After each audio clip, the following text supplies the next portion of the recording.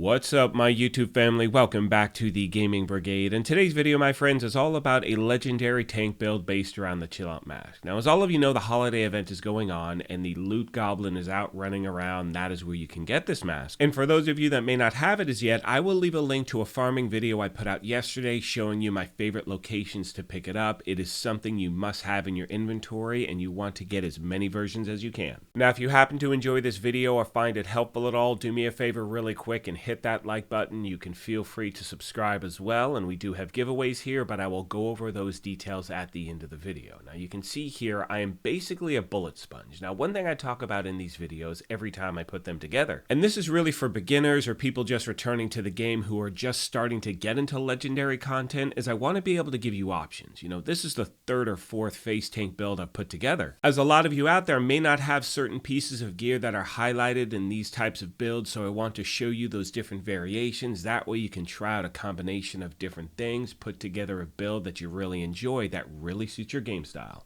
Now, for me, and the way I like to put this build together, every single time I'm using a legendary tank build where I'm using the Bulwark Shield, I use the Technician Specialization for two main reasons. First of all, it's going to give you an extra 12% damage bonus to drones, skill proxies, and robotics. But secondly, and more importantly, in my opinion, it gives you the use of the Artificer Hive, which is going to keep your shield health just up there towards the top. I mean, you probably saw at the beginning of the video, you'll see again at the end of the video where I put more footage, that when that thing kicks in, your shield strength is through the roof. So for those of you just starting with legendary, I really recommend trying this combination out. And one thing I want to mention as we move on is, if you're just starting off, jump into legendary in the summit. It's much close quarters combat. You can keep your back to the wall, keep the enemies in front of you, which obviously is what you want to do with a build like this. Now, when it comes to the weapons, I really don't touch my primary or secondary, because since I have the Bulwark Shield out all the time, it's all about the handgun. Now, I'm using the Liberty pistol, and here you do have a lot of different options. First of all, for those of you that have the Regulus, which is still a raid exclusive, you definitely want to use that. I still got to pick that thing up. If you don't have that, I mean, you can try doing something with the Busy Little Bee. That's a completely different type of build, to be honest with you, so I wouldn't recommend that for this build. But a great other option is the D50 with a talent close and personal, because with that talent, and you're always close to NPCs, every time you take out an NPC within 7 meters, you're going to get 30% weapon damage for 10 seconds, and that is going to really help you out. Moving on to the gear itself, you can see I'm running 1 Heliguard, 4 Foundry, and 1 Richter and Kaiser. The mask is obviously the Chill Out mask. Now, what makes this one great is the fact that you have 2 mod slots, and with a build like this, you are trying to stack protection from elites everywhere you can. Now, the highest ones I have are 12%, so with this mask alone, it gives me 24% protection from elites, which is absolutely insane.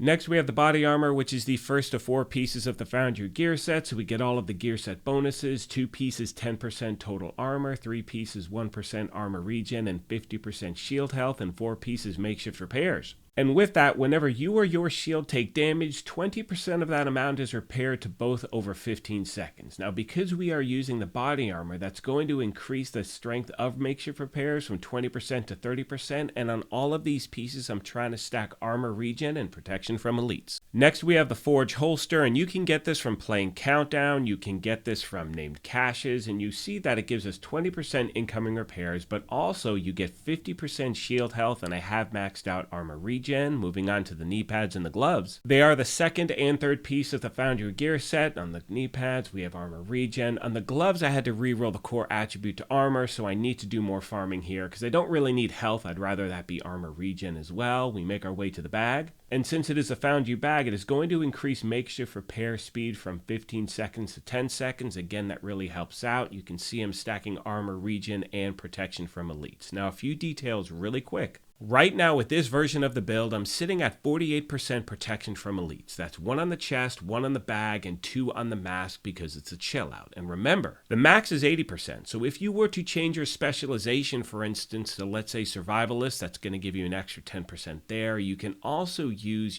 improvised gloves or improvised knee pads. But remember, With improvised gear, you lose those gear set bonuses even though you do gain a mod slot, plus it's really tough to get the exact piece you're looking for. You're going to have to do a lot of crafting, which can be worth it, but again, you want to keep that in mind. And if you do change your specialization from technician to survivalist, you cannot use the artificer hive, so again, you want to keep that in mind. And as I start to wrap this video up, and most of you know this, but one of my favorite aspects about putting these build videos together is the family that we have at the channel. So if you have any different ways you like running this, I said earlier in the video, I put out versions, with the Punch Drunk Mask, with the Catharsis, a bunch of different things. And as always, if you have different ways you'd like to run with this, please let me know in the comments section down below, as the main goal is to help out as many people as we can. One final thing to mention as I finish up, and most of you know this as well, but we do have giveaways here. Our current one is for an Xbox Series S. To enter, all you need to do is subscribe here or follow on Twitter, and the winner will be announced December 31st of this year. As always, I want to take a moment and thank you all for your incredible support of this channel. As I mentioned at the beginning of this thing, if you happen to be new here, feel free to hit that subscribe or join button. If you enjoyed this, do me a favor really quick and hit that like button as well, but most importantly,